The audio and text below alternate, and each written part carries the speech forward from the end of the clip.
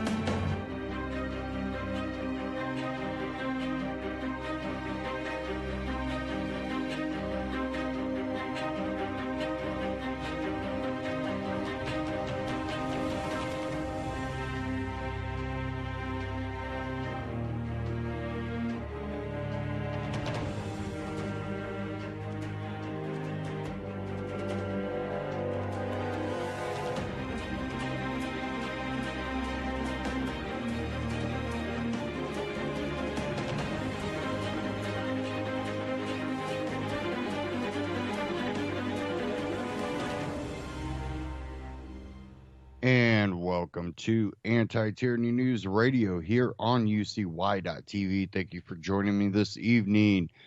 We're going to kind of dive into everything that's coming up with the inauguration and everything surrounding that, protesters threatening to protest and disrupt it. We'll get into that, but let's kind of dive into the presidency itself, because we have Trump coming in, Obama leaving. We know what under Obama, the Clintons, the Bushes, we see an increase in power, and many of us have warned about this. You cannot give the federal government this much power. You definitely can't give the executive branch this much power, because even if you agree with the person that's in office right now, when you give that power to that executive branch, eventually someone you don't like is going to be in there. I've brought this up for years and years. And it seems that still when let's say Trump's going into office now, you have diehard Trump supporters. Well, if Trump starts silencing the left, that Trump supporter might not, be too offended by that, but he should, because eventually, by giving the executive branch the power to silence free speech, eventually you're going to have the left in power, and then you will be silenced. And we're going to go ahead and dive into a Ron Paul Liberty Report, talking about executive power in the age of Trump. And we'll go ahead and dive into this and cover this after the clip.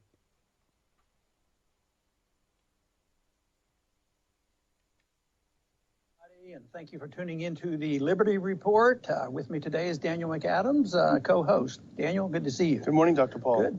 Today we have a very special guest, and we're very pleased to have a friend of ours, somebody that's worked with us when we were in Washington, and also he serves on the board of advisors on the Ron Paul Institute. So it's very nice to welcome you to the program, Louis Fisher.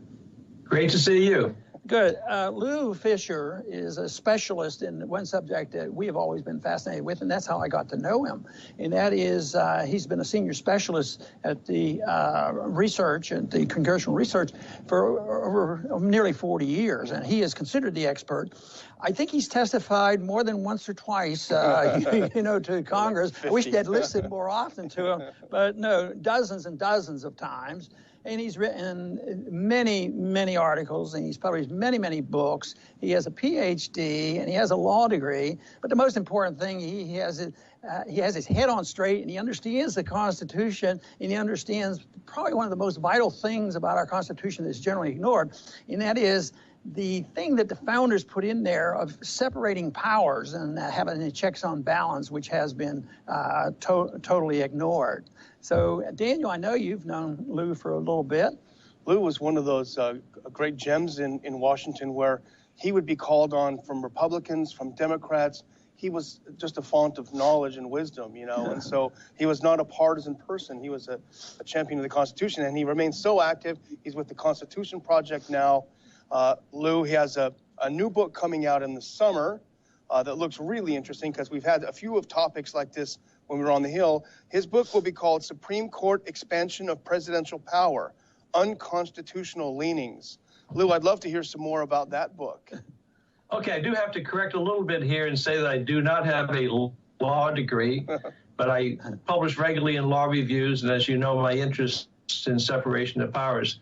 But the book coming out, talking about unconstitutional leanings, a lot of my friends says you can't write a book like that because the Supreme Court decides what is constitutional. But I think I make a very persuasive case that starting in 1936 with the Curtis Wright case and up to the present time, the Supreme Court, through errors and misconceptions that has been pointed out decade after decade, has pushed presidential power beyond constitutional bounds and has weakened the role of Congress. That's the theme of my book. That sounds fascinating. You know, Lou, we're looking at a new administration coming in just a couple of days, and we're dealing with issues of separation of powers. We're dealing with the legacy of the Obama 8 years and the preceding 8 years of the Bush administration and a further erosion of legislative powers. And now we're dealing with issues of war powers. We've had 8 years steady of war. Where do you see the war powers issue as we enter this new administration? Well, one thing, I always liked meeting with Ron Paul, and we had lunches. You remember we talked about institutional duties, and when I was there, I know your office and other members of Congress had pride in their institution and understood the need of checks and balances. And that's what I've seen decline a lot, that Congress has abdicated its powers, basic ones, spending and war, and they don't play the regular checks on the executive branch that the frame is expected it to. You know, your point about only the Supreme Court determines the Constitution, I guess we could eliminate the oath of office and that we pledge to follow the Constitution. What's the sense of it? The Supreme Court will take care of it. But that is more real than we sort of laugh, but they really believe this. I can remember when I was really, really naive, the first week or two, I was in Washington and I was put on the Education and Workforce. That was considered low level, not the Ways and Means of the Rules Committee. And they came up with some preposterous bill, which from my viewpoint, it was totally unconstitutional. So I raised my hand and I get my 2 cents worth in. And the chairman of the board says, "Oh, that's okay. Don't worry about it. We'll pass this, and the courts will tell us whether or not it's constitutional." And I thought, boy, I have a job here. You know, I didn't realize how determined they were. But no, I think what you just mentioned here was the important thing that attracted me to what your work was the fact that, and I know you used to try to figure it out, why does the Congress give up their prerogatives and their responsibilities? The founders had an intent. You know, they thought, you know, it's closer to the people. You throw them out if you don't like them, and they have clout. The president can't pass a bill that the Congress doesn't pass, and they can't finance anything. They declare war. And have you figured it out? Is why have they been rolled over? Is there some invisible shadow government there that has seductive control over the members or over the leadership? I think there are a lot of reasons for it, and I do think that when Congress decided, they were uncomfortable about having so much power in committees and subcommittees. It looked like too decentralized, and people said, you ought to centralize yourself like the president.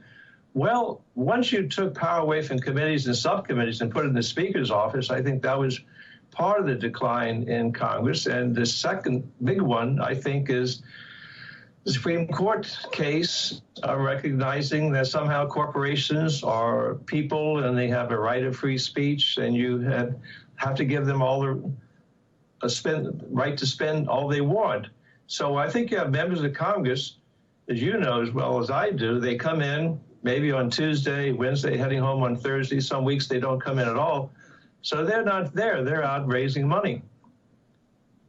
That's it. That's a great point about the committees and the loss of power of the members. And even just in the 11 years I was with you, Dr. Paul, I noticed the committees getting less and less important, and the members, individual members, having less and less input, to the point where the hearings, especially toward the end, were among 3 people who agreed on exactly everything that the chairman wanted. So there was really no point in even going. It seems like the Congress goes out of their way to opening up the door for the individual that might be a very aggressive executive branch manager. The president might just walk through there and enjoy these things. So it looks to me like we still have a big job ahead of us, even though you've been fighting this, Lou, for a long time, is trying to wake up the Congress. And do you think the people are different right now? They're angry and upset with everything. But do you think it's all a healthy thing, or are they going in the wrong direction? Do you think there's signs that what's happening in Washington is that we are going to emphasize, the responsibility of the Congress and not concede so much to the president? Or do you think it's going to be more of the same? I did a book a couple of years ago, the very strange title, Congress, Protecting Individual Rights. And people would think, are you crazy? The Supreme Court protects individual rights.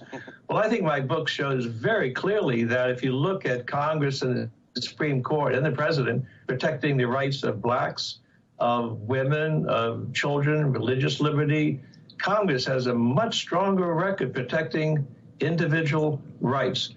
So that's one problem. Now, when I did the book, I learned that one reason Congress isn't popular like the other 2 branches, we idealize the president, we idealize the Supreme Court. The reason is that constituents and people watch Congress in committee and in floor debate, and what they see are disagreement, debate, amendments. And of course, they don't see that in the other 2 branches because you don't see inside the other 2 branches. So Congress, when it disagrees and has amendments and debates, that's what Congress is supposed to do. That's what any legislative body does. So Congress, because of that bias by the public, is never going to be popular, and it can't be bothered by that. But it has a duty to push back against abuse, both by the president and by the Supreme Court. And people say, well, if the Supreme Court decides something, that's final unless the Supreme Court changes its mind or unless we amend the Constitution. And I know all of us should know that that's nonsense. That when the Supreme Court, on the Lilly Ledbetter case, where she had been underpaid for decade after decade, and the Supreme Court said, well, you didn't file within 150 days. And within a couple of years, Congress passed legislation that was signed into law in 2009 saying that when a company discriminates against a woman on pay, that discrimination goes from one paycheck to the next, and a woman can file at any time. So Congress, there's a recent example, 2009, where Congress is protecting individual rights that had been damaged by the Supreme Court. Lou, how much blame do you place on the educational system of the country? Because it seems like you hear too many people who come out with these cliches, which comes from somebody that doesn't understand the Constitution. Well, the Constitution has to be adaptable. You know that. It has to mold for the times. They don't even talk about amendment. Just do it and change it. But if you compare what some of our young people are getting from the government school system to what happens in private schools and homeschooling, they have a different attitude, and they seem to have a much better grasp of this. So do you put much blame on the educational system, or is that just looking for an excuse? I put a huge amount of blame on it by law schools and law professors and experts will say, just as I said before, that when the Supreme Court decides a constitutional question, that's it, unless the court changes its mind, unless we amend the Constitution. And anyone who follows things, do you recall back around 1986 in the Reagan years, there was a Captain Goldman, an Orthodox Jew, had been in the Air Force for years. He always wore his yarmulke indoors on duty, no problem. Then the Air Force, for some reason, says you can't. So he got in the court, and he lost in district court, he lost in appellate court, he lost in Supreme Court. End of world? No. You may remember that Congress within 1 year passed legislation telling the military, change the stupid regulation, allow people in the military to wear religious apparel unless it interferes with military duties. And people can ask, how can that be? The Supreme Court decided that. Why? What gave Congress the right? Well, if you look at Article 1, who has power over military regulations? It's Congress. So there's a great current example, but it's completely overlooked by experts. They somehow want to put total power in the Supreme Court on constitutional issues, and it's never, ever been that way. Right. Such an important issue. I hate to move on, but moving on to war powers. You know, Lou, you may have seen this article in Politico last month. The title was "Congress Leaves Trump with Unlimited War Powers." And it seems that now some members of Congress, probably particularly Democrats, but maybe some Republicans, are terrified now that after 8 years of Congress doing literally nothing about Obama's wars, you're having someone come in office that at least looks pretty muscular when it comes to exerting executive power. I would ask you straight, do you think that the 2001 authorization was valid for the things that President Obama used it for during his term? No, and you and Ron Paul may remember that when the 2001 authorization for use of military force was debated, President Bush wanted authority not just to act against al-Qaeda and Taliban, he wanted in the future to act against any terrorist group. And Congress says, no, that's way too broad. We're not giving you that power. But that's essentially what the Obama administration is arguing, that 2001 statute would protect the president to act against any terrorist group. That's exactly what Congress denied in 2001. You know, I remember well the debate leading up to the resolution in 2002, the Iraq War resolution. And of course, I was a member of the Foreign Affairs Committee at the time, and I introduced a resolution for declaration of war. And of course, I said I was, so strongly opposed to the war itself, but I didn't like what they were doing, and it was too serious, and we should be talking about, this could end up war. People could die from this. So I wanted them to at least be on record of that. And I remember introducing it, infuriated Republicans and Democrats. They were just really angry. And even the chairman, I remember so clearly, the chairman of the committee, spoke, and he says, Ron, he's Congressman Paul, blah, blah, blah, blah. Let me tell you, that is this business about declaring war by the Congress. He says that part of the Constitution is anachronistic. And I thought, well, I lose again. I guess he just amended the Constitution. But there are so many times, and you've written about so many, I think where the line is more difficult for me to draw is when there is not a need to declare war, but maybe a need for some action. That to me, of course, I think a little bit of action tends to lead to a lot of action, so I don't like all that. But do you find, you've written about some of these places where even Jefferson was able to give some authority or get some authority from the Congress without a declaration of war? Some years ago, there was a senator who on the floor, Clinton was about ready to go into Haiti on the basis of a UN resolution. And the senator said, the Jefferson precedent said that Jefferson acted unilaterally. And I wrote a CRS report saying that, no, Jefferson did certain things of a defensive nature in the Mediterranean. Then he came to Congress and said, beyond the line of defense, I cannot go. I need authority from you for offensive action. And Congress passed 10 statutes, both for Jefferson and Madison. And we have had wars, like the Quasi-War against France was not declared. That was the first one, 1798. Certainly, Gulf of Tonkin was another time we didn't declare war, but it was a statute. So you can either do it by a full declaration or statute. But what you cannot do, which is, I think, completely unconstitutional, is go to the Security Council for, quote, authority, or go to some NATO allies for authority. And that's been the pattern from Truman on to today, including Obama going into Libya, going to the Security Council. So that, to me, all unconstitutional wars. So, Lou, the issue now is whether President Trump will go to Congress for an authorization for the war on terror, global war on terror. He doesn't seem to be bothered by the prospect, and probably it looks more like a formality. He said, wouldn't bother me at all doing that. We probably should have done that in the first place. Do you think the idea of an authorization has been, I don't know, cheapened by the process that you've mentioned, and certainly the precedent of 2002 with a very vaguely worded authorization for Iraq? What might it look like if he does get such an authorization? What should it look like? I think first of all, it should be short term so that Congress can authorize it, and after maybe 2 years, see what is actually happening, and then decide what to do after that. I don't think it should be open-ended. And we're very early in the Trump years. I think Republicans must know that if Trump exercises poor judgment like other presidents have done, it can damage the Republican Party for decades to come. So I think that one of the big checks on Donald Trump should be Republicans in the House and the Senate that ought to go back and figure out what the Constitution means and uphold the Constitution. One thing that I talk about, and I want to see if I get your opinion about it, and that is, how do these things end? I lived, as you did, through the Cold War, and I was drafted in the 60s. I was in the service for 5 years through the Cuban crisis and this sort of thing.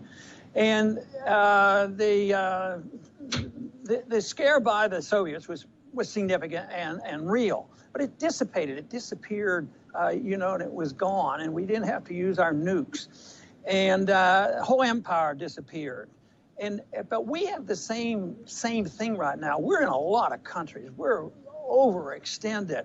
And in a practical way, do you think it's more likely that we're going to just get more sensible members of Congress and get a sensible president and change this strategy and this policy? Or do you think if it does come to an end, it'll more likely come to an end because we flat out can't afford it anymore? Well, when Obama came in with the 2 wars going on in Afghanistan and Iraq, I think he made it as part of his agenda, his legacy, to get out of both countries. Well, we're still in both, and I think there's a legitimate reason now. The reason to bring all troops out of Iraq, hoping it would be in self-government and stable, that was partly George W. Bush. They couldn't get an agreement, and partly Obama wanting to show that he can get out of Iraq. So suddenly, as we know, Iraq is very divided along religious lines, and the Islamic State comes in. And we're still in Afghanistan. I think Obama wanted to get out of Afghanistan, but I think if we did and NATO gets out, the likelihood of the Taliban coming back in and destroying all the liberties that have been built up. So, no, you're right. This is very, very, very costly. And the idea that you can go into a country and get out, I think we destabilized the Middle East with a war starting in 2003. And look what we did. Look what Obama did in 2011, going into Libya and getting rid of Gaddafi. And it's a failed state now and a breeding ground for terrorism. So the idea that we are some peace-bringing country has been the opposite. All right. Lou, we're going to have to go, and I want to thank you very much for being with us today. I also want to thank you for being on the board of directors on the Ron Paul Institute. But we really appreciate you being with us today. A pleasure being with you. That is great. And I want to just say a few words to the viewers that we are very pleased to have Lou Fisher on here, and you do need to look that name up and find out. I mean, he has so many books and so much insight, and it's right on with the Constitution, which is very rare. But he has responded every time we have called, and he even mentioned in our interview today about the several times that he came to the office and met with other members and to serve on the board to guide us when we need advice on the board on the board of advisors for the Ron Paul Institute. I think it's just great that we have access to a person like this. So we wish him well and thank him very much for being with us. And I want to thank all of the viewers today for being with us for this very important program. And please come back soon.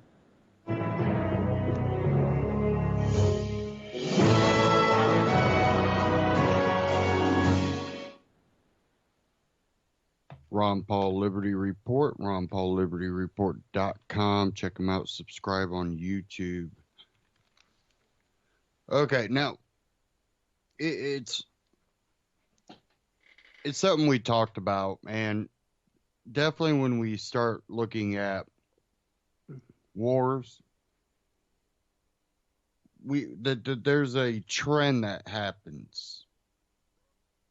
We are always at war under every president.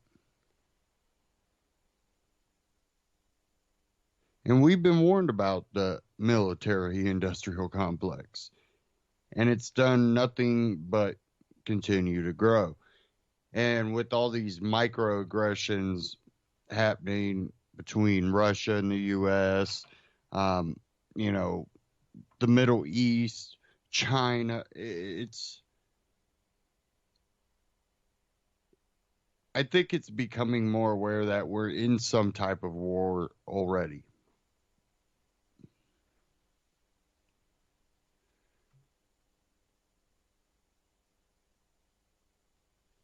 Now, you kind of narrow that back just to America. And with, the United States being so divided, it's almost like it's a civil war of different types. And with, excuse me.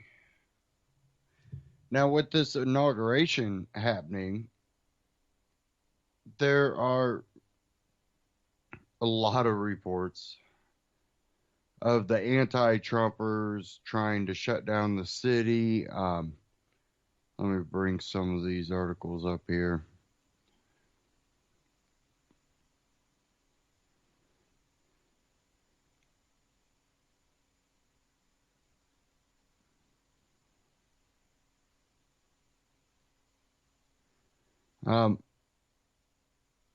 We had a gentleman set himself on fire in front of the D.C. Trump Hotel. And we had a Florida man, this out of the MiamiHerald.com, Florida man charged with making online threat against Trump. A South Florida man has been charged with threatening to kill President-elect. In a video posted online, a Miami Beach police report Wednesday identified the suspect as 51-year-old Dominic Pupolo. Jail records show he is being held without bail on state charges of threatening harm against a public servant. Court records do not list a lawyer for him. And that's out of the Miami Herald. And, we've had reports out that they're wanting to shut down the subway. And it's becoming very chaotic.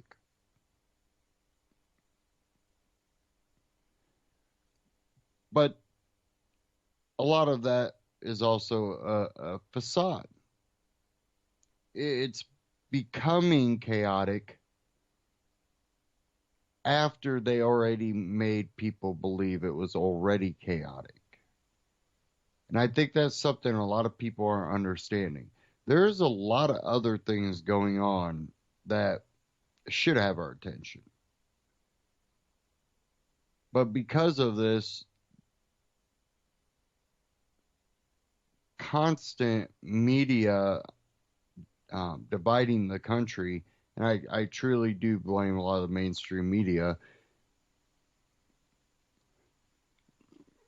because they will hype things that statistically are dropping off. If there's an issue and statistics are showing that this is getting a lot better, they'll take that one instance and just plaster it everywhere for weeks. And you would think that this is just happening everywhere all the time, and it's out of control. When in reality, even though certain things might kind of be getting a little bit, out of hand, that usually comes after they media blast the first event. And we seen this after Columbine. After the media just pouring so much attention into Columbine. And Columbine wasn't the first school shooting, but the national media just bombardment of attention. Shortly later, they were talking about copycats. There's going to be all these copycats, copycat this, copycat that, and they were blasting that for, almost a year. And then we come in an age where how I've almost interpreted it from younger people is that, school shootings aren't, abnormal. Well, they were before the media started blasting them all the time. And I'm not talking about, should the media report? Yeah, the media should report. But when it becomes a month, 2 month, year long, event where every show on the network is having a special report, exclusive, new bombshell, and it just continues and continues, it leads to this. And it seems to be what they're trying to push for the anti-Trump movement.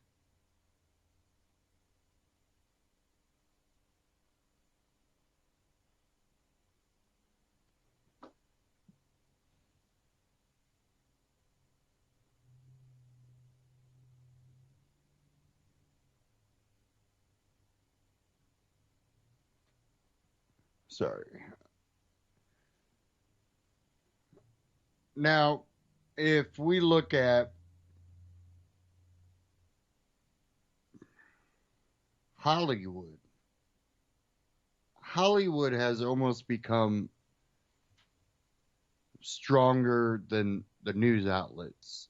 They can put out fake stories, get away with it, because they're not reporting news. And when you look at mainstream media now, people are taking more advice from, whoever media star it be on Twitter. And you wonder why Trump's using Twitter. He understands that.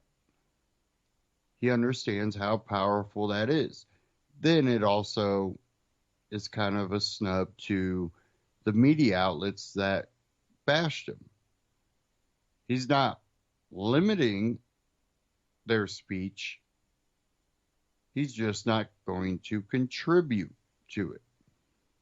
A lot of people have been on the issue of free speech, which I also, I'm a big,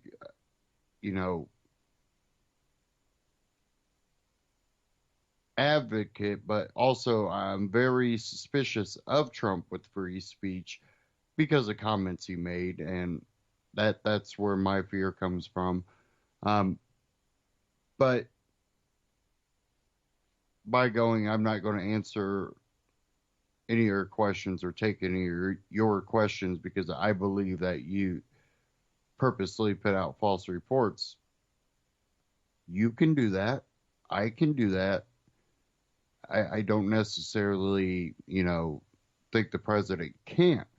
Now, if you think he's doing this to legitimate outlets that aren't, trying to bash him but aren't supporting him, that are just reporting facts, well, that might be something for you to realize in the character of that person. Me personally, I don't trust most mainstream outlets. I trust them to put some facts out there with a twist.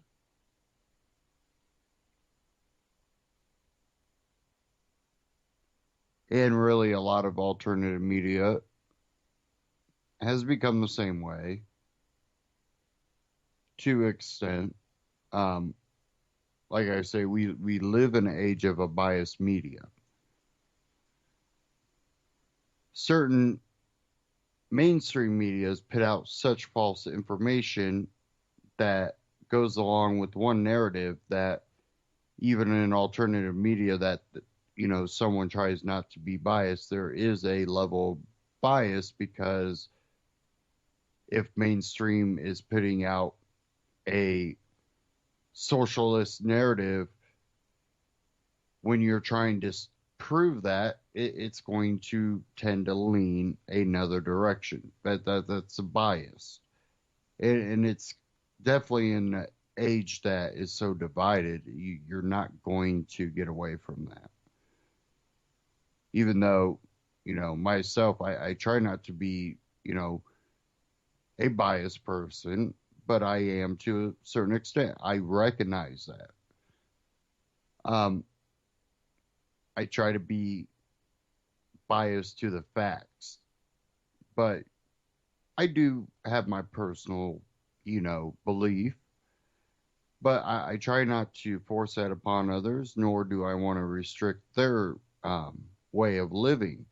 Uh, but I also don't want them to have some artificial authority to make me go along with their way of living and thinking. You have the right to live your life, but I have the right to live mine. And I think that is one of the largest things that's missing in our society.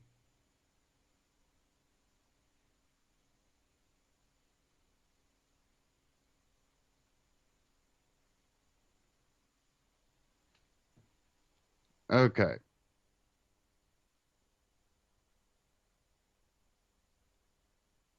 Let me get this next one up here.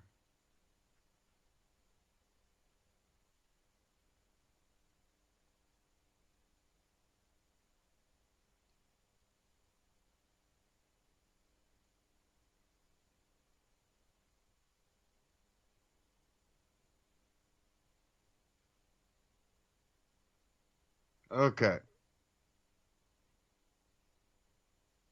Maybe.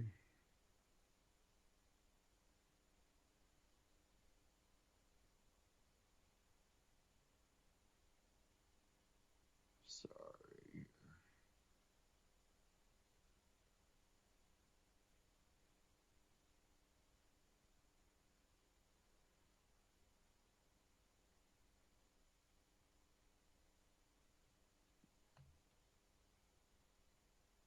I've just been having all kinds of issues with my internet today. I think my modem is finally burning up. Gets pretty hot. I even have a external fan on it. Try to keep it cool.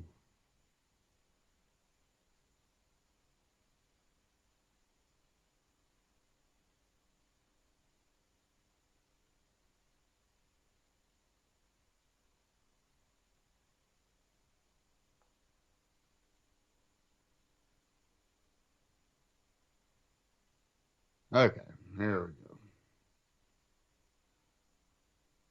Now, we have a lot of people that are still trying to push all this fake news. And a lot of it is meant to try to bash certain news groups or certain individuals. And, because I was not a Hillary supporter, I was accused of being a Trump supporter. And because I'm willing to wait to judge Donald Trump on the fruits of his labor, meaning I'm going to look at his actions rather than just his talk. And because I'm willing to do that, I'm a pro-Trumper. Now, I'm willing to admit that I think under Trump, I personally will see less negative effects, but that doesn't mean that those powers won't be given to government that eventually could turn around and bite me in the butt. So there are a lot of things that Trump has said that I think is very anti-freedom. There are other things that he has said that I think are pro-freedom. I'm not pro-Trump. I'm not anti-Trump. I'm pro-freedom. And that's the basis of it. We Are Change has basically been, receiving some of that flack, when they put out something that's like, hey, Trump said this, and they're like, oh, you're pro-Trump. Well, We Are Change put out a clip today answering that, and the answer given, I think, was uniquely put. So I wanted to play that real quick. Cue that up.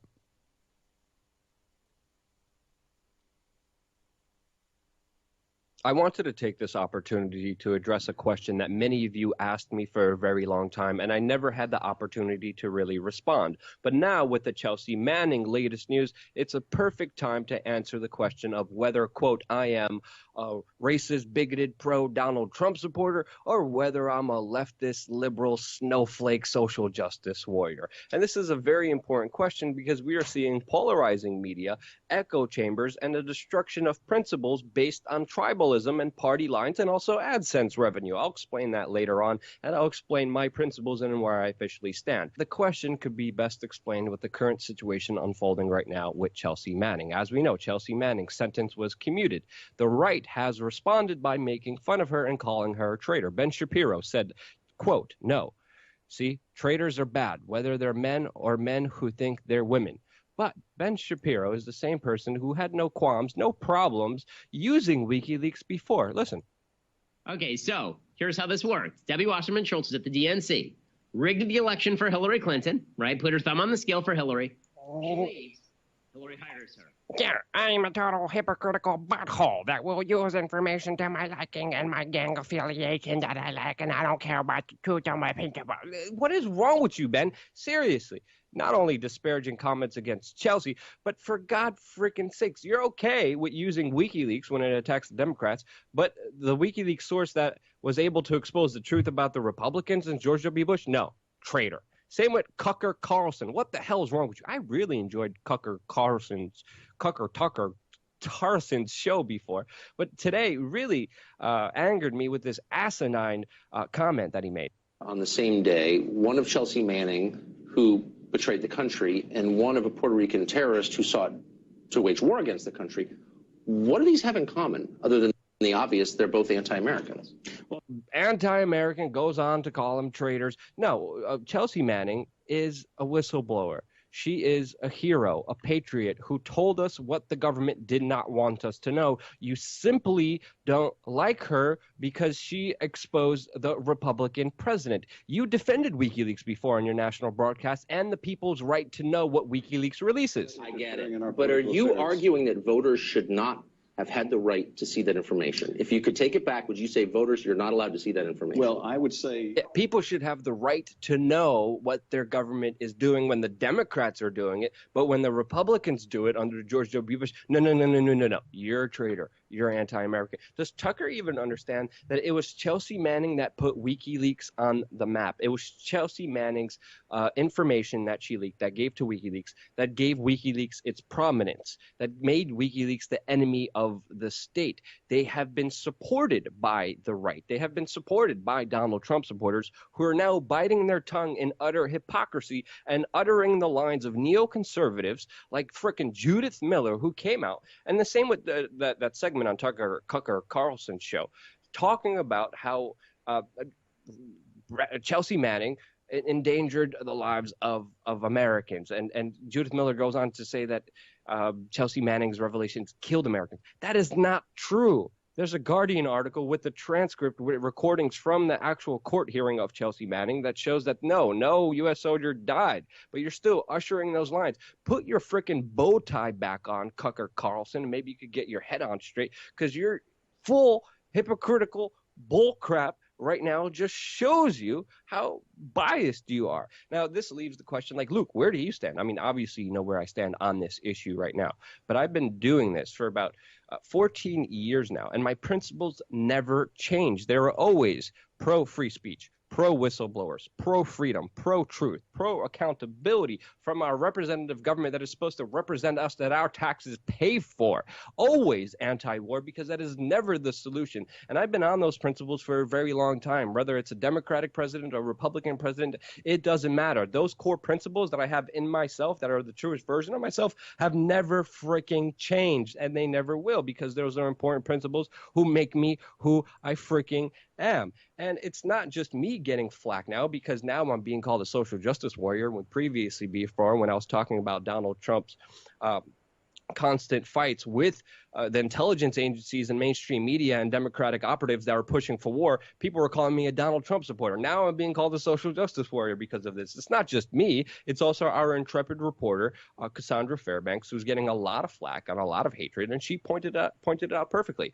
The left hates me because I support WikiLeaks, and now a bunch of people on the right are mad because I support WikiLeaks sources. What the hell is happening here? It makes no absolute sense at all, and we're seeing the true face of hypocrisy, no principles at all, and asinine, dumbish comments that have no validity of any truth, because they're just biased propaganda bullcrap. Now, I pointed out the fact of how now right-wing people and pro-Trump people are being hypocritical, some of them. Now it's important to point out the left. And there was an incident that happened in 2012, where a Daily Caller reporter interrupted and supposedly heckled Barack Obama. The mainstream media and the left responded with just totally freaking out, an outcry, calling this reporter a thug, saying he should be disbarred. He's saying he should be banned, never work in Washington, D.C. again, have his press credentials stripped away from him, and what he did was incredibly rude and bad. But CNN does a very similar thing and interrupts Donald Trump and speaks over him and was rude to him, and now CNN is declaring the end of free speech, and they were right, and they were justified in doing that, showing you their utter hypocritical side. And then Cucker, goddamn Cucker, what is wrong with you? Seriously, bro? Cucker, I hate to do this. You too.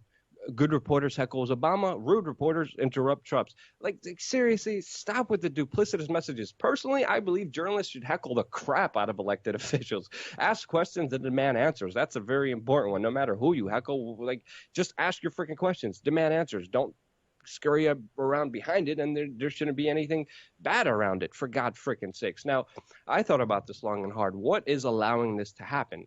Of course, we are seeing just polarizing media doing extremely well when it comes to their hits, when it comes to their AdSense revenue, when it comes to their followers. We're seeing Occupy Democrats skyrocket. We're seeing Breitbart skyrocket. And that is because they are biased on one freaking side, and they are not beholden to any real principles or the truth. They will disavow truth in order to protect their own biases in a freaking heartbeat. And we're seeing that all around. And I thought about this long and hard, and I was like, okay, I understand the media business. If I want to be more famous, if I want to get more hits, if I want to get more advertising revenue, all I have to do is say I'm pro-Trump or I'm anti-Trump. And I have to stick on that one side no matter what happens, no matter what side of the issue is being thrown at me. I always have to protect my side. And I thought about that, and then I said, fuck no. Excuse my language. Fuck no. Because then I would be giving up my principles, and I would be giving up the truest version of myself, and also stopping the progression of society. Because again,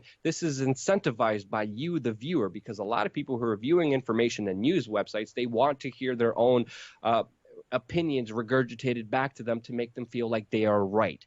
Things that question their reality, things that question their gang affiliation, their side, automatically is not as popular as if a side automatically goes to one side. And that's why we're seeing this polarization. But that money, that fame is not worth me ever losing the truest version of myself and betraying my audience to give them the truth, which we claim to do. And we do it the best we can. On wearechange.org, by the way, we have a team of pro-Trump people and anti-Trump people. I tried to mix in the two in order to make sure that we could hold each other accountable, stick to the facts, and tell people the side of the truth that is not biased on either way.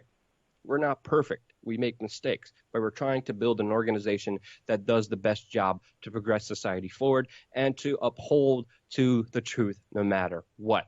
Again, very generalized statement, but we do our best here. But at least right now, you know where my principles stand, and you know they are not wavering, and you know they will not go away no matter who's it. Okay, I'm going to stop it right there. We are Change Luke Rudowski. We are Change on YouTube and wearechange.org. Subscribe on YouTube. Excuse me. Now, you know, a lot of these, you know, a lot of the mainstream media, as he points out, has been extremely hypocritical on this issue. They have been the ones to help keep alternative media out of, you know, press conferences. And, you know, now there's talk about, hey, we might actually allow some, you know, outside media sources in. And that itself would be extremely awesome. Will it happen? I don't know. I think that will come when we find out if mainstream media is willing to go along with Trump. If mainstream media goes along with Trump, will that little network of groups still have that exclusive access? They want to complain about free speech and freedom of the press because CNN didn't get to ask their question after they were attacked. How many media outlets do the mainstream media outlets attack? Constantly. And they never get it, you know, be there to have questions asked. You complain a lot of times about, well, you know, they don't have facts. They never talk to that person. But we have. Well, they can't get that access. They're not granted that access. It happens a lot.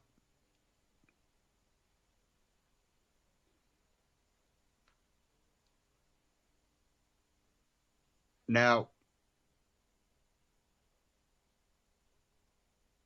freedom of speech, you know, the libel laws that are in place, Trump has talked about, you know, loosening those, which is kind of a scary thing for journalists and free speech. That should be addressed, but he hasn't done it. he hasn't, other than that one, talking about it, he hasn't drawn up a plan or a proposal to actually do that. But could he?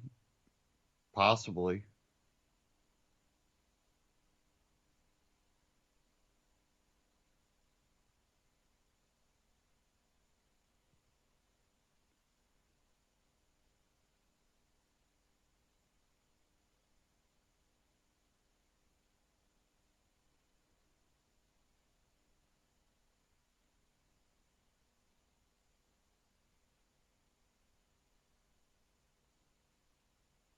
Now, we're going to go ahead and dive into some other news.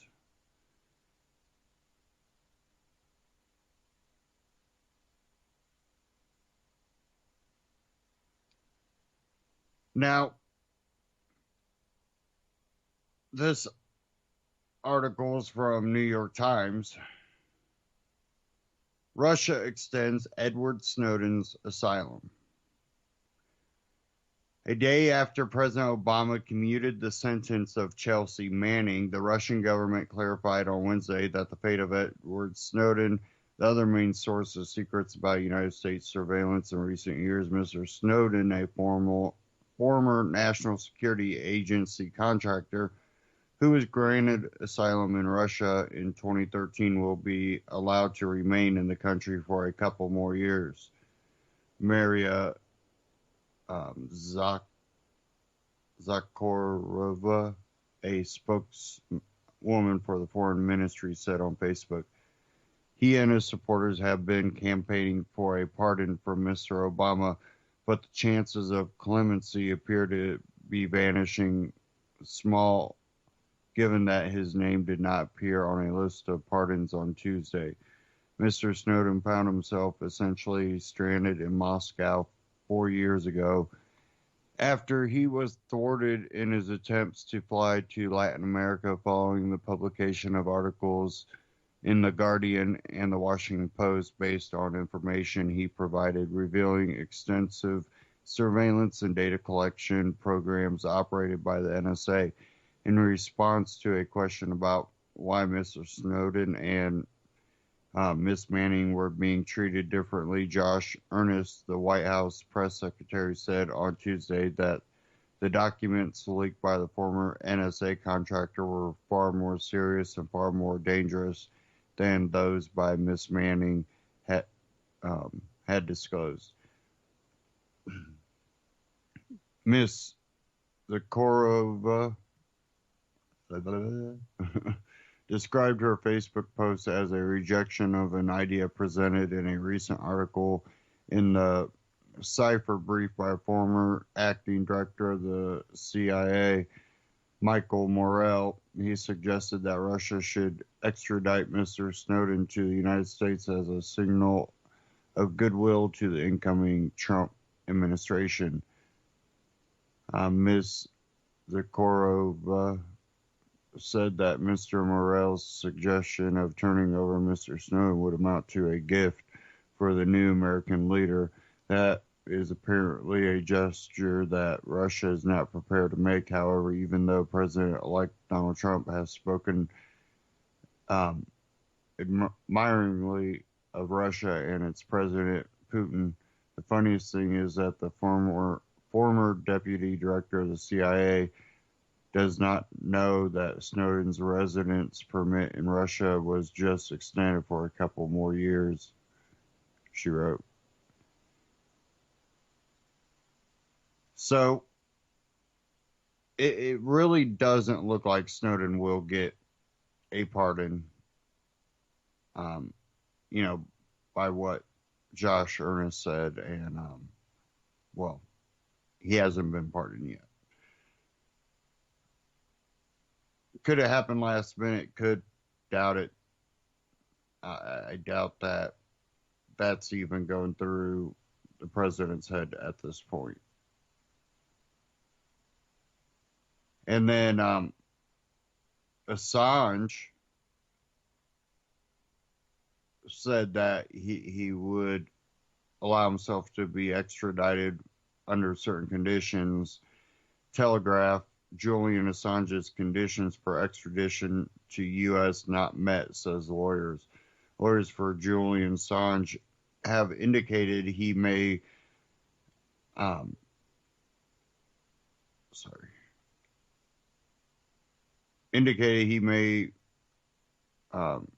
renege on a pledge to face extradition to the U.S. days after he promised to do so if the whistleblower Chelsea Manning was released from prison.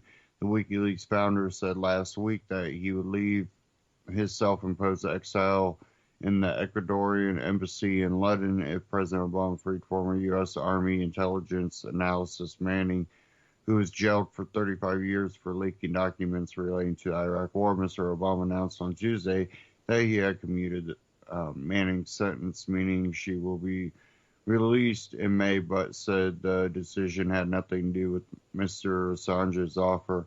On Wednesday morning, Mr. Assange indicated that he would honor his promise, WikiLeaks said via its official Twitter account.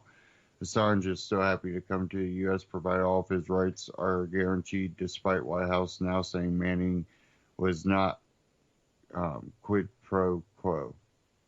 Assange is still happy to come, and it shows the tweet. Later, however, Mr. Assange's U.S. lawyer, Barry Pollock, said the clemency granted by President Obama did not meet the terms of Mr. Assange's offer to go to the U.S.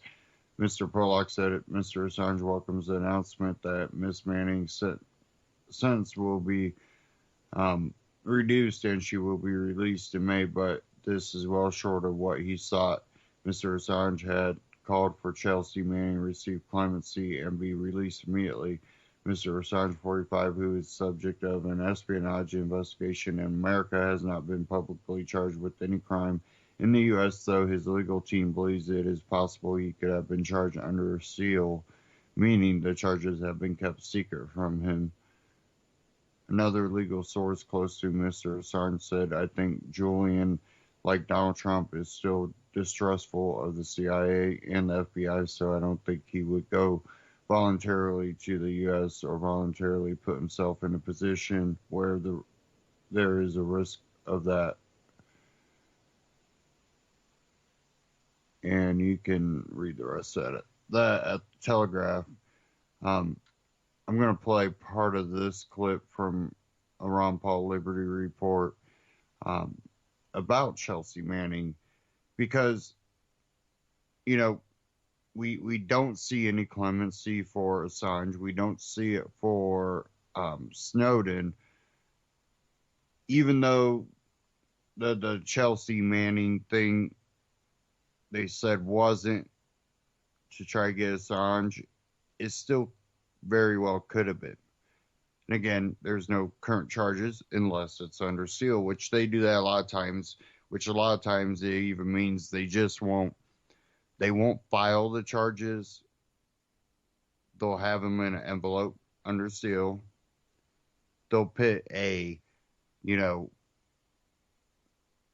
flag out there, so if a person does cross a checkpoint or something, they are aware that that person is now in the United States, and they'll either follow them or then release the charges and put a warrant out.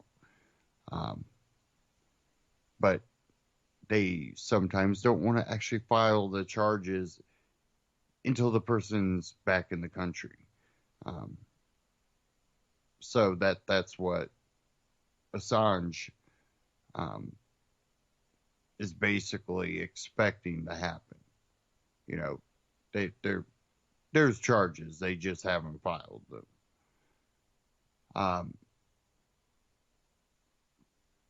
But you still have people on the right going, well, Chelsea Manning's a traitor, whistleblower, traitor. Was reducing this sentence for Chelsea Manning a good thing? I believe so. And I think that might be one of the only things I've ever agreed on Obama with. Of course, he said things before he ever got elected that were constitutional and, Tea Party type talk. Again, talk, not action. His action disproved a lot of that talk. Let me play a little bit of this Ron Paul Liberty Report, and then we'll talk about it here. We won't play the whole thing, though.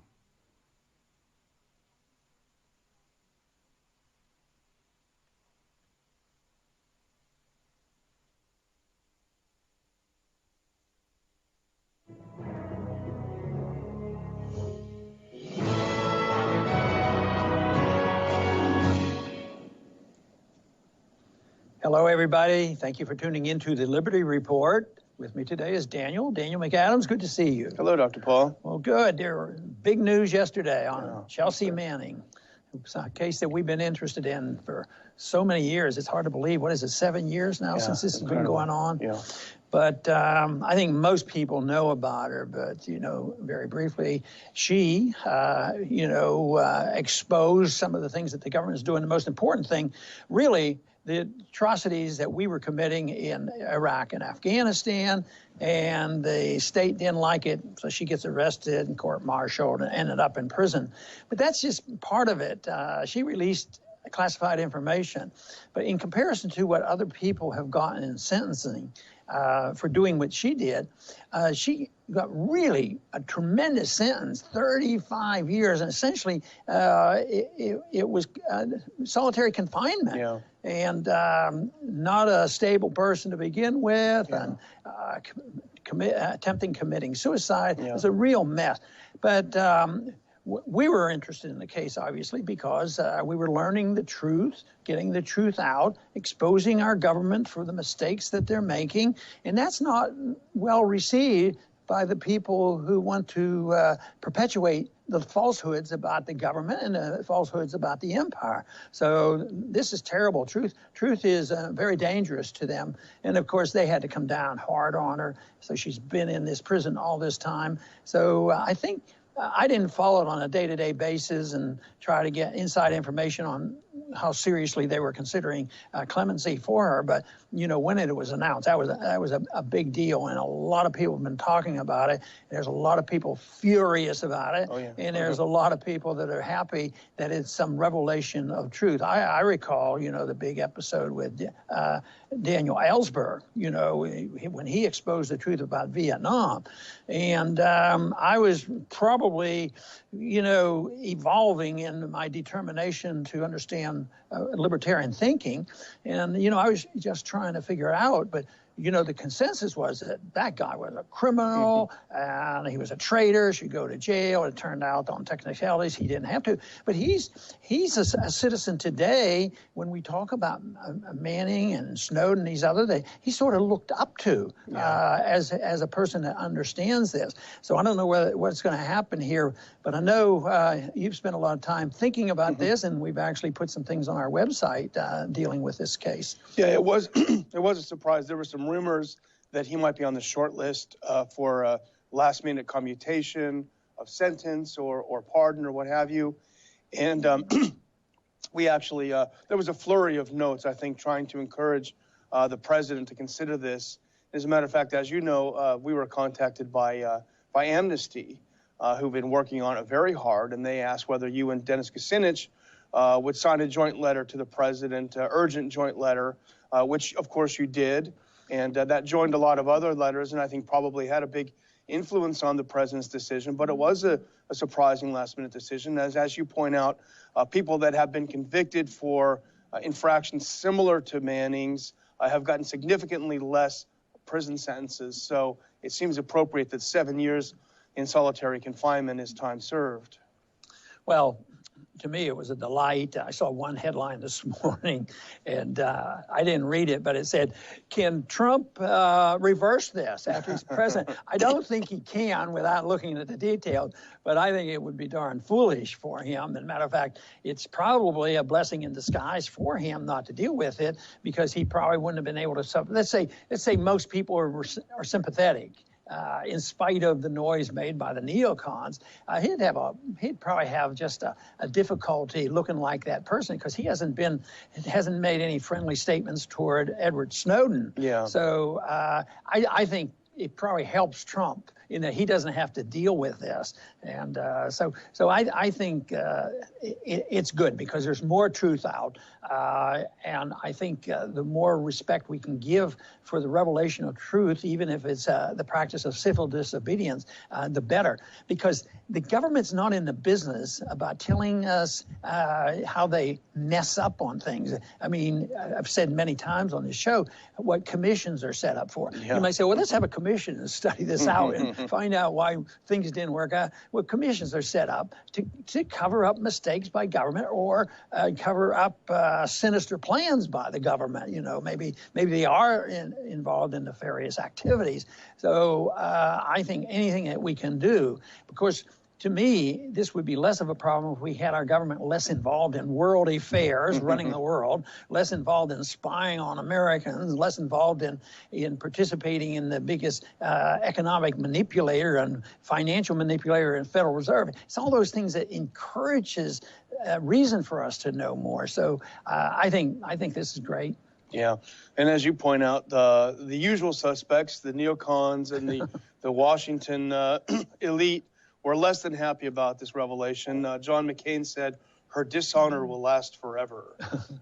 Paul Ryan, Speaker of the House, said, "Chelsea Manning's treachery put American lives at risk and exposed some of our nation's most sensitive secrets." Tom Cotton, the neoconservative senator, "We ought not treat a traitor like a martyr." Wow. And there was an interesting tweet storm yesterday, and that's kind of a funny word, but it was quite fascinating. We have actually our first graphic. Judith Miller, who you will remember was really the chief person who helped amplify the lies of the neocons about Iraq and put us into a war where so many people were killed. Here's what she put up yesterday. Obama commutes sentence of Chelsea Manning. How many people died because of a Manning leak? And actually, our second graphic will answer that question, and it was answered back in 2013 when we first started. And if we have that up, this is a brigadier general that was investigating it for the prosecution.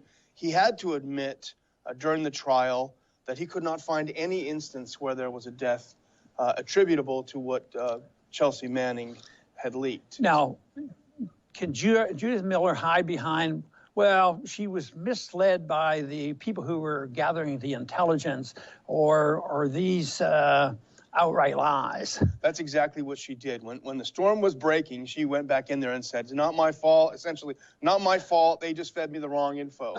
You know, the same way that our leaders so often say that, and everybody who went along, with Bush and going into war, well, we were misled. And how about the British example of that too? They actually did some serious looking into it and found out that there was some deliberate misleading by the intelligence agency, and they participated. I mean, they were our cheerleaders, for getting us involved in war. But they worry about it, and rightfully so. But I think WikiLeaks went out of their way to make sure that no names were left on this material. And they talk about people dying. Yeah. How many people died at the hands of the lies told by the United States government along with its allies? I mean, not thousands, probably millions of people when you add up everybody in all the wars of the past 15 years. It was, I figured there was at least 10,000 Americans when you add up all the contractors and everything.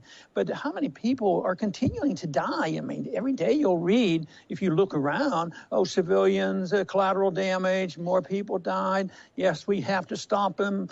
ISIS is, doing this. They never want to evaluate the whole situation. They don't understand the politics of the area, the history, or anything else. But yes, the government tells lies. But what happens if an individual ever lies to the government? That's the whole thing. It's perjury. An FBI agents, they come in and do all sorts of things. And then if it's a teeny-weeny lie, that becomes 1,000 times bigger than the crime that they were charged with, which they couldn't be convicted of. So it's the fact that there's a place that we put our government in that they don't deserve. The government is supposed to be small and subservient to us, and we're not supposed to have to be crawling and obeying every single thing they say, or listening or believing every single thing they say. That's what the real problem. But I think there's some encouraging signs about how much we're believing our government. Yeah, I think and that's probably something we can thank people like Manning and Snowden and others for. But going back to Judith Miller, this is a person literally with blood on her hands. I mean, it sounds dramatic, but it's true. She willingly repeated what her confidential sources told her. She was a stenographer for the neocons. Every salacious detail, Saddam's drones, are capable of bombing over and over and over. She did it without questioning. She didn't do a reporter's job. She did a stenographer's job, and now she's questioning everyone. But what about the others? We know, for example, that Manning's releases did not result in anyone killed. Well, what about Cheney's lies? What about Rumsfeld's lies? What about the people underneath them? Karen Kwiatkowski told us a lot about what was happening in the Pentagon at the time when the neocons were forcing only intelligence up that told one part of the story. In recent weeks, the big news item is the issue of fake news. You mean there's actually fake stories out that aren't true? But, it doesn't seem like there's anything new about this. I was reading a little bit about, even the beginning of the neoconservative type foreign policy back at the beginning of the last century. It was the same thing. It was fake news. I mean, getting into the Spanish-American War, it's fake news. And so... But I think this whole issue of fake news coming out is very interesting, because I think that's good. American people should realize it. But instead of the people portraying these lies and innuendos, they don't quit. They seem to buckle down and tell bigger lies and more frequent lies. I think it's interesting when I heard stories from people who had come from the Soviet system about how the people of the Soviet Union, they didn't believe a word they were told. It was all propaganda, and they knew they were lying. All they did was they tried to survive, and survive the Gestapo and the KGB. That's what they do in dictatorships. And we're getting there. As you say, that is a bright spot that people aren't believing. But, it probably wouldn't be a bad idea to go over exactly what Chelsea Manning leaked, because you'll hear a lot about what happened. But there were four main categories of things that she leaked. Videos, and one of the most famous was Collateral Murder, which showed really the U.S. drone operators killing civilians in the street and celebrating that fact. Many of those videos. Incident reports from Iraq and Afghanistan, info on the torture of detainees, and thousands of State Department cables.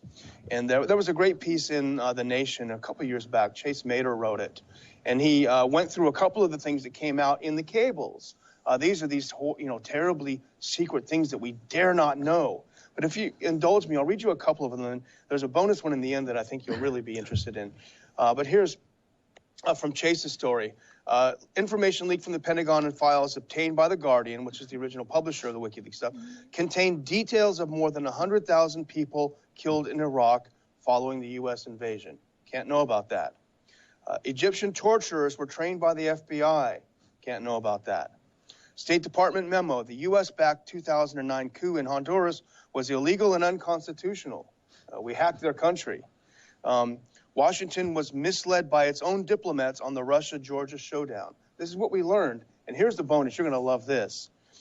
The original full leaked cable from April Glaspie to Washington, D.C. after she met with Saddam Hussein in 1990. That's one of the things we learned from that. Can't know that. And that gave the green light to the war. That's right. So this is why they're so angry. We don't care about a border dispute between two little old countries in the Middle East, and yet they set up the stage for the so-called justification for all-out war forever. So as you said when we started, these things are a challenge to the state, and that's why the state reacted. No, they cannot stand it, and yet the American people have tolerated it too much, but fortunately less so. But it's getting. Okay, we're going to stop it there. You can watch the rest of that Ron Paul Liberty Report on YouTube. Subscribe, and you can also check it out on RonPaulLibertyReport.com along with other articles.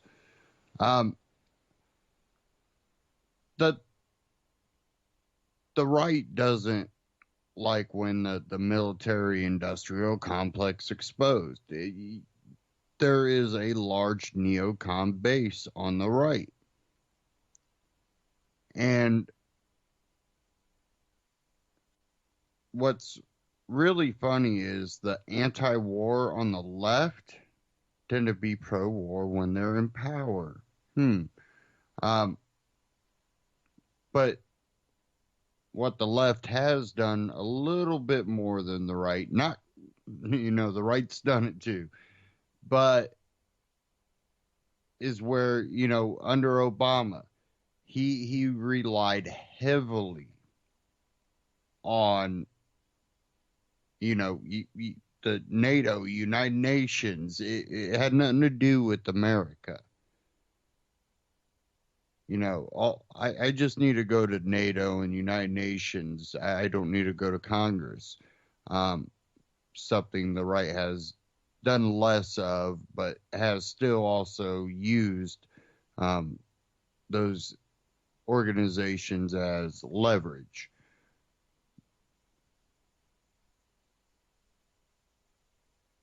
But what we've seen out of the neocons, not only with Chelsea Manning, but with Edward Snowden and Assange, is, we got to take them out. They're traitors. They're all traitors. Hold on, Assange was an American. How's he a traitor? We heard this about Assange. He's a traitor. Hold on. Assange is Australian. Well, it doesn't matter. Yeah, it kind of does.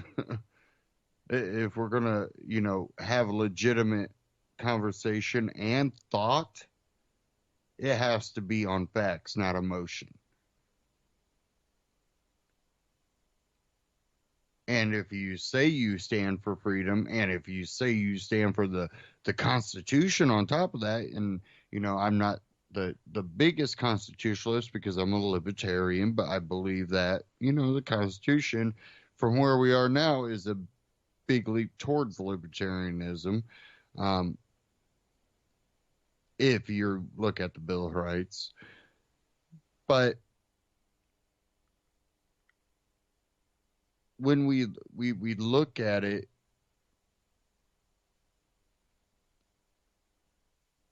we see that they don't want freedom. They want control. Both sides want control.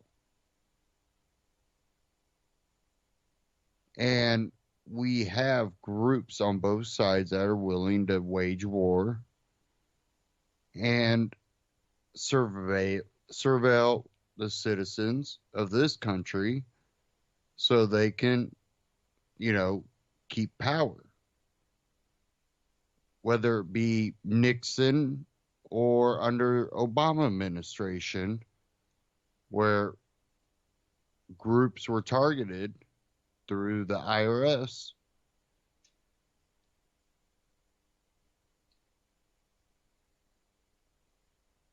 Under Nixon, he was, he was a part of that. Under the Obama administration, there's people that believe that he was, but there was no evidence that has been presented to prove that.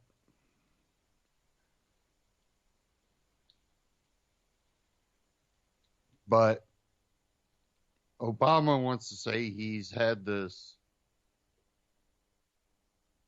scandal-free, presidency, but in reality, it's been filled with scandals, whether he's been a part of it or he's been the head of the administration while it's happened, the steward of that. It's still the blemish of your presidency.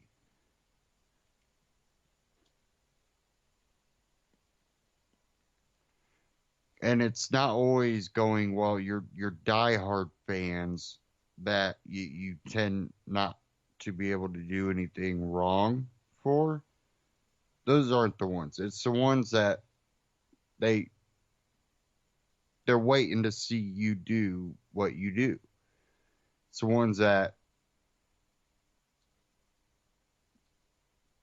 because he couldn't keep that, I believe is why Hillary wouldn't ever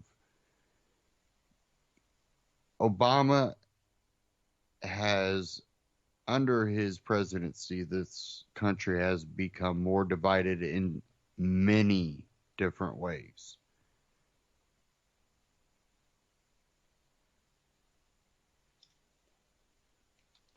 And this also came down to the Electoral College. It really proved what many have been saying about, you know, Middle America.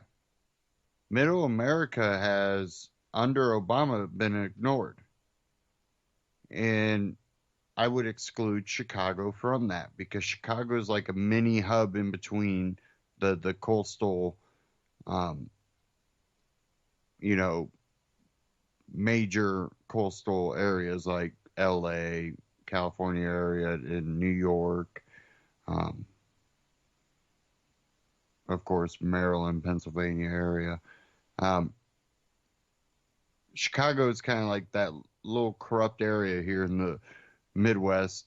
And it's funny because they wanted to come out and try to blame Indiana. And I've been waiting for this. I've mentioned this on the show before, but I've been waiting for this, for them to come out and blame Indiana for the gun crimes in Chicago. Because, well, it's because Indiana's laws are so relaxed that we have so high crime. Hold on. If it was our laws that are relaxed that cause a high crime, why isn't all of Indiana in this high crime? What you do find is Democratic ran urban areas that tend to have higher crime the more Democratic they become. And I know of one city in particular that kind of bounces between the Democratic, Republican, you know, leaning type atmosphere, and, well, the county and the city. And as of late, it tends to lean a lot heavier Democratic. Of course, we've had a lot of groups, it seems, move in that have wanted to set up shop in an area that has kind of become, well, it became a really nice, comfortable, you know, small, or I always like to call it a big small town. It wasn't a tiny town, but it wasn't a big city, and it had that small town feel to it. You know, even though you didn't know everybody, you tend to find out and know people that you didn't know you knew, and it's just, well, I don't know you, but I know your cousin. It was one of those things. But the more democratic it's become, the more special interest it tends to have.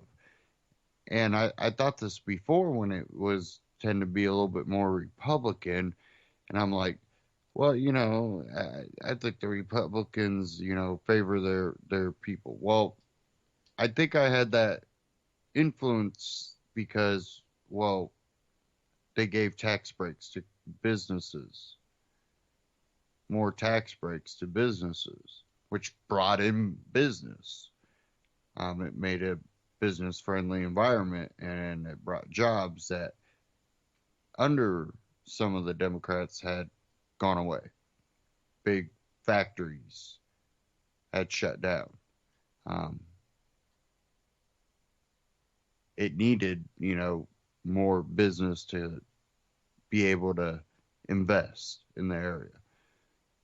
Well, under Democrats, people's taxes are going up and they're building fancy things that only a few, a percentage of the people want to, like to, or willing to pay for would go to.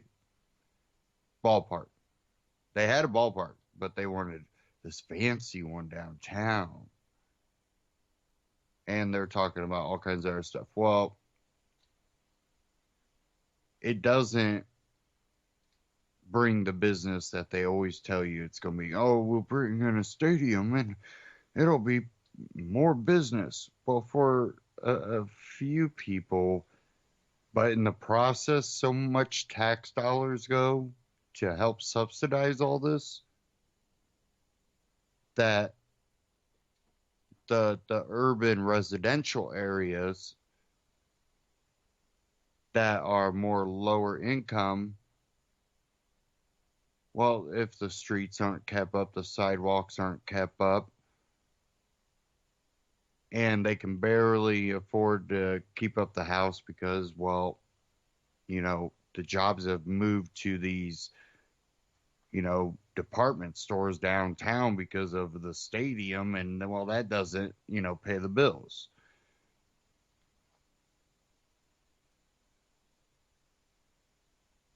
Then the corporate taxes start going up and all the business, because even small business is usually a corporation. That's how business works. All these taxes start going up to pay for all this. Then it's expensive living with a high amount of poverty, which leads to a lot of violence and drug use and alcohol use. And you get Detroit, Michigan.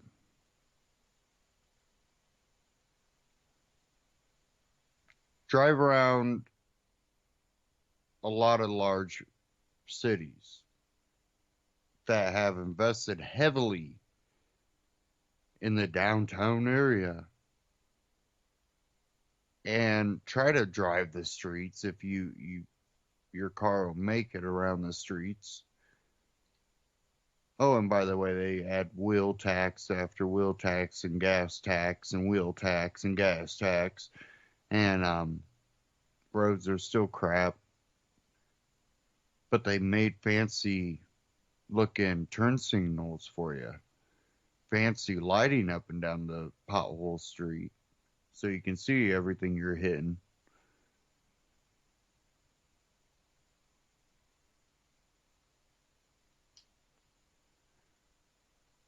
This,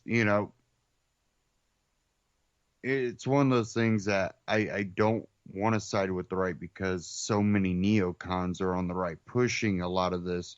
And then you have the corporatists on the right that really push for the kind of more monopoly controlled, which I think, again, that's where a lot of my early look at, hey, this is, it's the Republicans that are so corrupt. No, both sides are corrupt.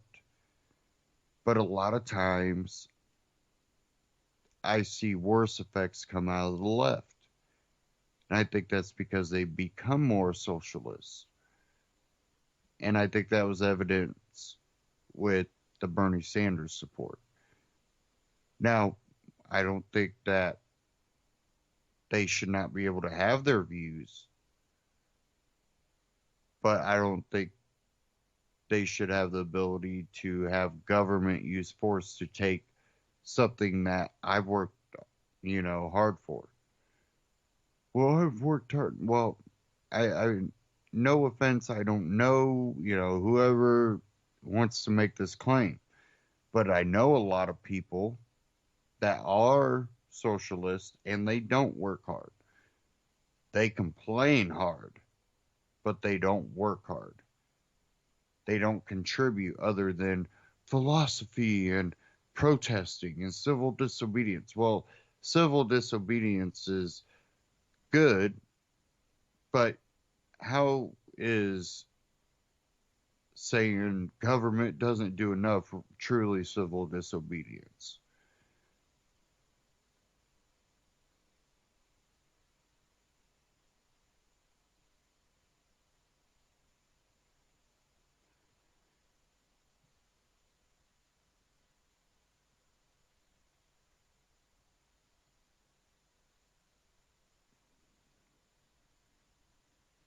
Now, since we talked about free speech, I seen something from Reason that I wanted to cover, and this has to do with a group of Asians, a band, and they call themselves the Slants, and according to Reason, that became a band name too racist to trademark. And while this isn't according to Reason, but Reason reported on this, I wanted to go ahead and cover this. Political correctness and, this kind of, in a way, it's really censorship of free speech that they go, well, your name as a group is racist. And we're talking about Asian people that name themselves the Slants, maybe not, because they're Asian, for other reasons. I don't know. We'll get into this right here. You'll hear it from them directly. But it's political correctness completely out of control. They said your name is disparaging to persons of Asian descent. And I took a second and I said, well, do they know we're of Asian descent? Hi, I'm Meredith Bragg for Reason TV. Today we are talking with Simon Tam. He is the bass player and the founder of the Slants. They are in Washington, D.C. We're going to play a few shows, but more importantly, they will be fighting for the right to trademark their name at the United States Supreme Court on Wednesday. Thank you for being here. Thanks for having me. So very briefly, give us a quick history. Why did you form the band? How did you come up with the name? Back in about 2004 or so, I had just moved to Portland, Oregon. I dropped out of college to tour in a punk rock band. Around that time period, someone said, hey, you should really check out this movie called Kill Bill. And I'm watching this movie in my apartment, and there's this really iconic scene.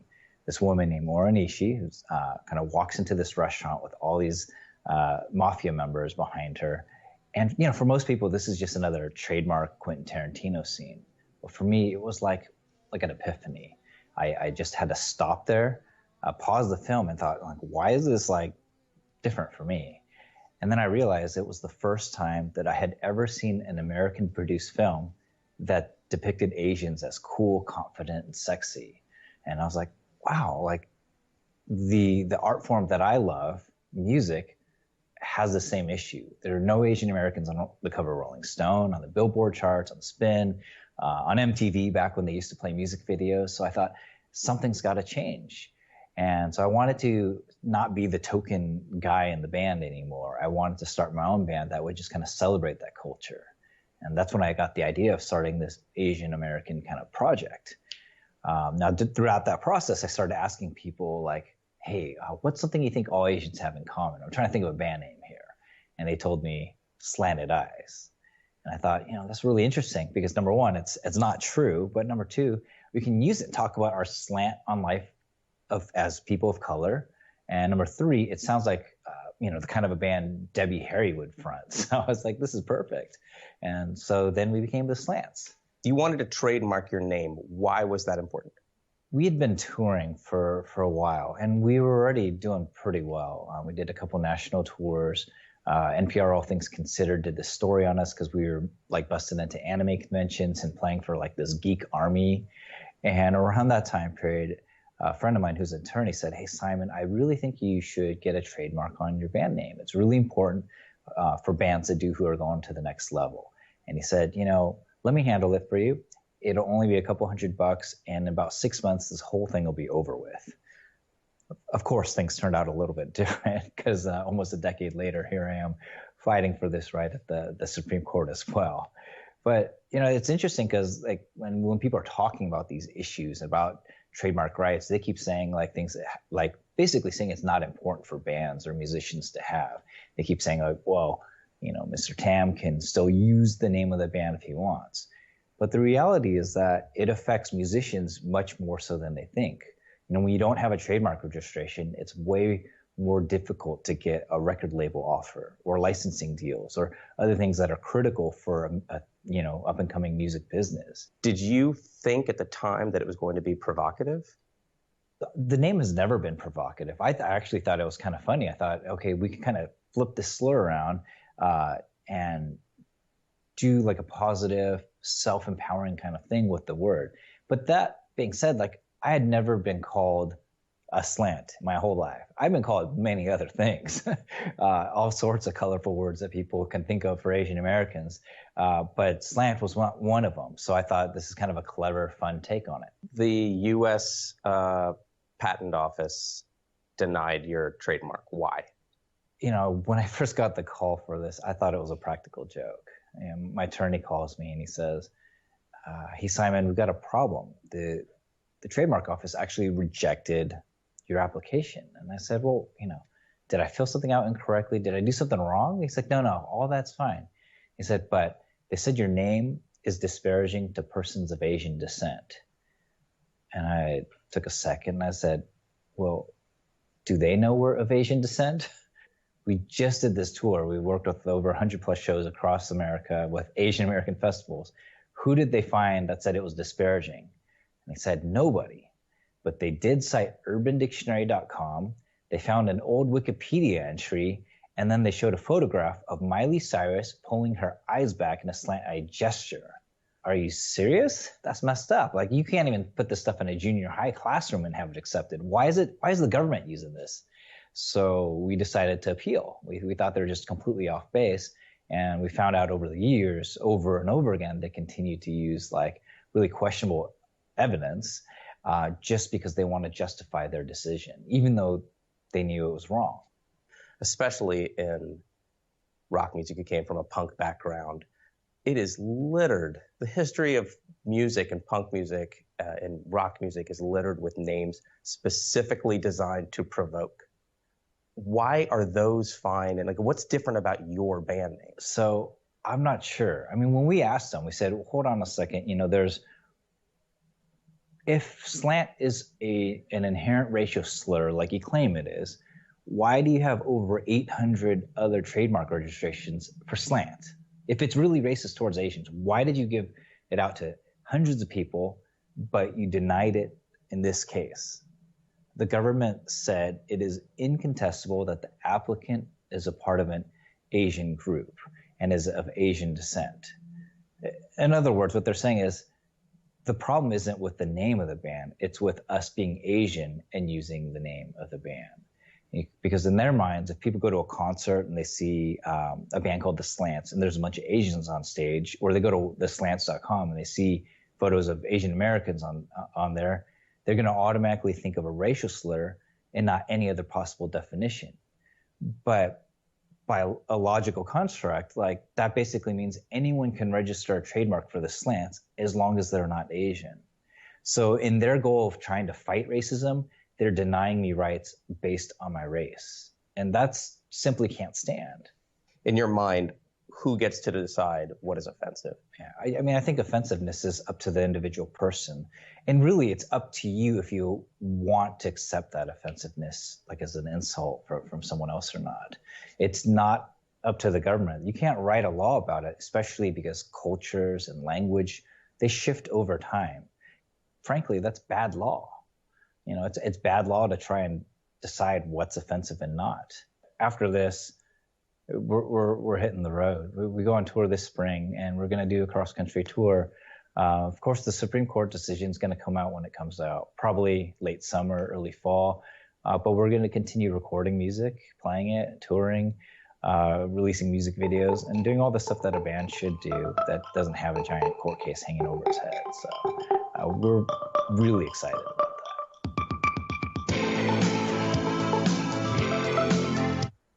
Again, that's Reason TV on YouTube and Reason.com. Check them out. Subscribe on YouTube. They put out a lot of good videos. And you know,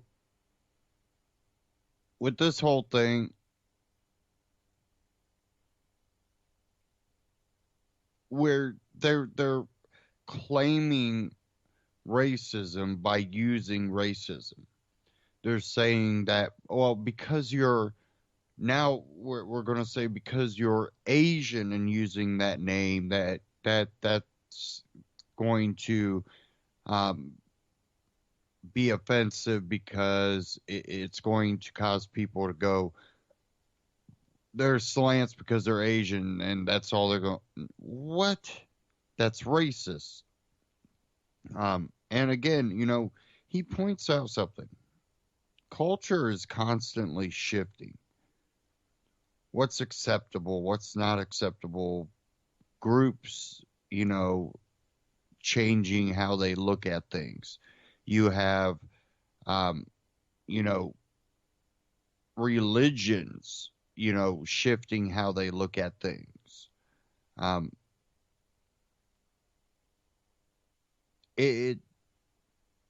He was completely right. It's bad law, but this is what happens when you continue to grow government, grow the federal government and the executive powers. You know, things that become offensive are now, you know, these people are now in a position to punish something they feel offensive. And, you know, government's been doing this for a long time. You know, it started out with good intents, but the government has been corrupt for a very long time. But what it's becoming now is truly attacking large groups of people, attacking, you know, religious people, attacking non-minorities and minorities at the same time, and then turning them against each other. Class warfare. You can say that the rich, but who do you really consider the rich? Is it truly the ultra rich? The 0.1%? You know, these people have money no matter where they go.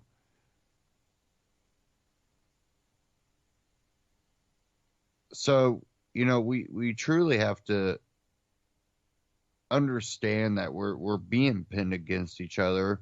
That benefits them, and it puts us in a situation where we're not going to win. There is not going to be a winning side.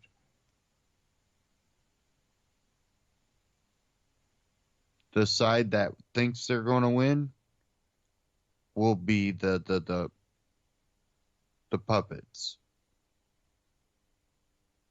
And once the other side's gone, guess who's going to be the runners, the labor guys? It's going to be you, whether you like it or not, whether you're smart or not, because you helped them secure ultimate power. And if you go through history, and it doesn't really matter what empire you study, you see this happening in the most unbearable times of an empire, when the empire fears collapse and they try to grasp power before they lose it. They become extreme. Anybody that tries to stand up for what's right becomes the enemy. Others understand how wrong it is, but they will just go along with it, pretend they don't see it.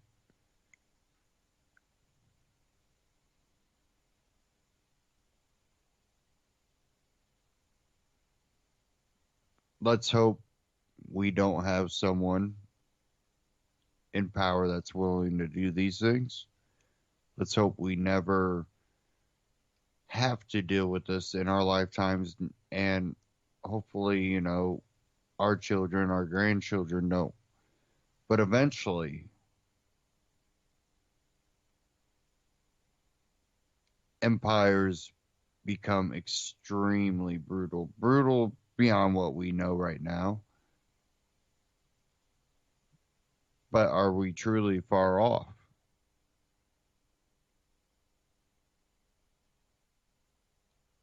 It really depends, not just on the government, but really on society. Don't cheer for Hillary. Don't cheer for Bernie.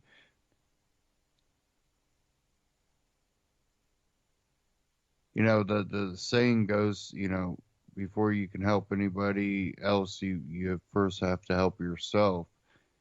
And I think that's more powerful than anybody realizes,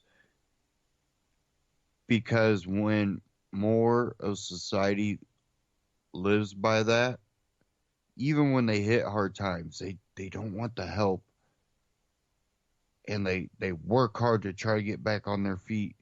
And you know, other people will be like, you know, I'm helping you out, I don't want the help, too bad you're getting it. That's where society thrives, because everybody has an ambition to do for themselves. And then when people are in a decent position for themselves, it's easier for them to lend a hand when someone else that's working hard, you know, slips here and there. Because, well, we definitely know humans aren't perfect.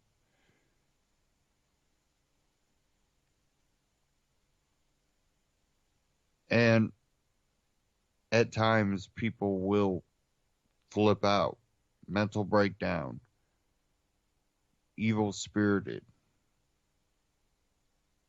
You're not going to be able to stop that. What you can do is defend yourself. These are the important, you know, rights that we as beings have.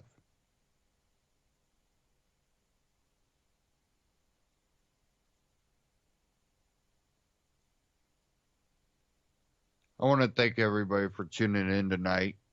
I also want you to, you know, a lot of people here probably shop through Amazon, other maybe online sources. If you shop Amazon, try shopping Amazon through UCY.TV. If you go to UCY.TV, scroll down to the bottom, there is an Amazon button, and click that button, takes you to Amazon, and you get the same great deals, same great prices and shipping rates.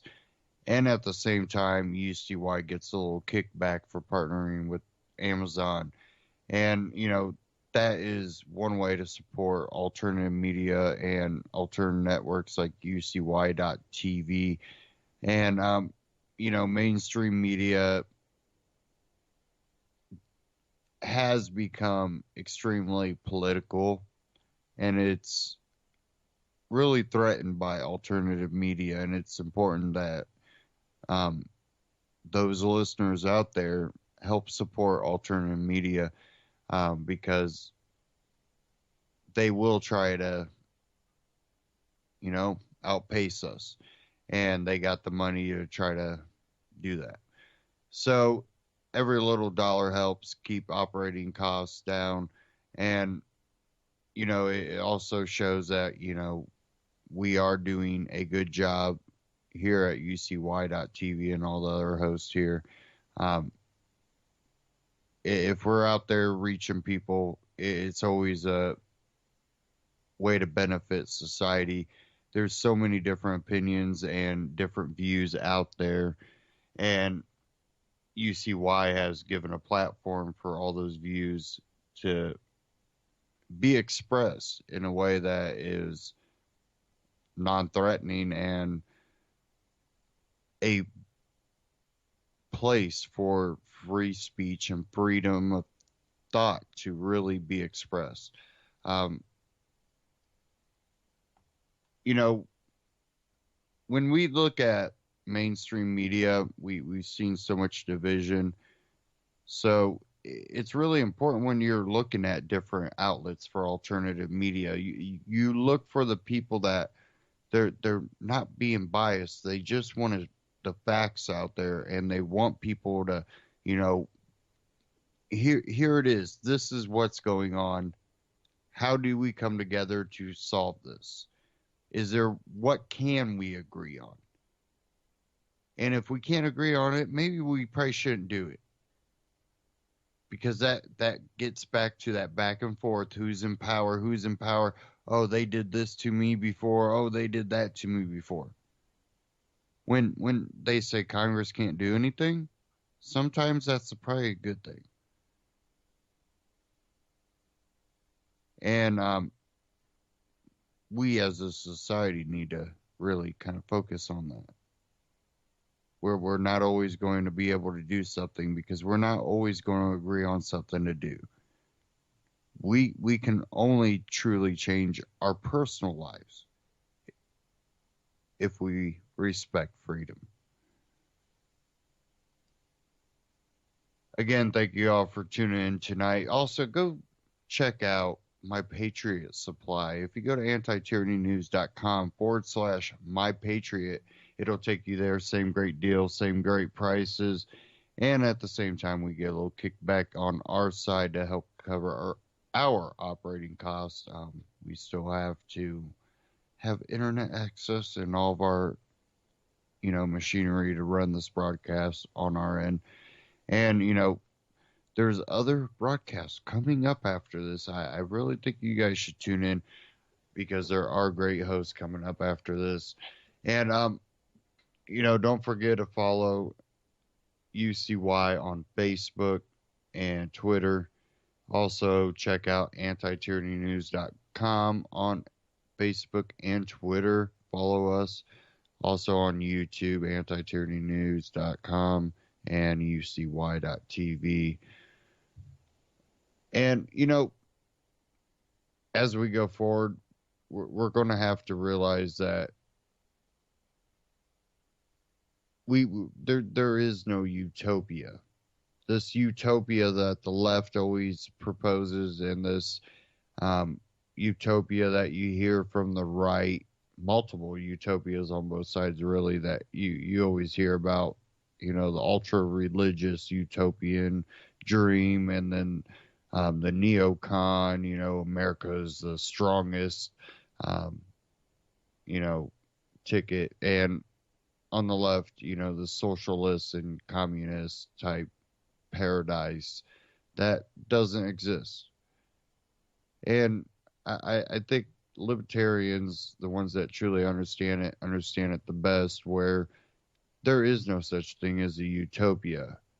But what you can do is provide a free society that you have the right to defend yourself. You have the right to live the life you choose without harming your neighbor or others. But when someone does abridge those rights, you have your rights to protect yourself, your family, and your neighbors and your community. Respect property rights. Take care.